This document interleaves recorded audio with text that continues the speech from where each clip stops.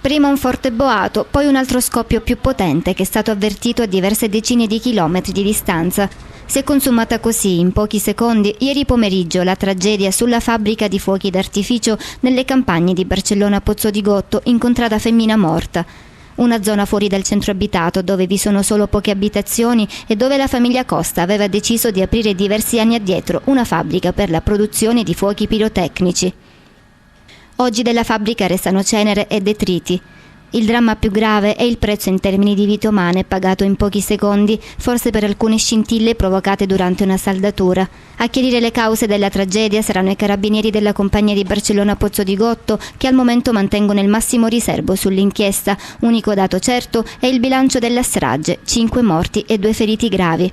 Le vittime sono Venera Mazzeo, 71 anni, la moglie del titolare della fabbrica di fuochi d'artificio, Mohamed Taher Mannai, 39 anni, saldatore tunisino in Italia da 10 anni, Giovanni Testaverde, 34 anni, dipendente della ditta di fuochi pirotecnici, Fortunato Porcino, 36 anni e Vito Mazzeo, di appena 23 anni. Le vittime erano operai di una ditta a cui sarebbe stata commissionata la saldatura di alcuni cancelli di separazione tra i locali presenti nell'area di deposito dei fuochi. L'esplosione si è verificata proprio durante i lavori per mettere in sicurezza il sito.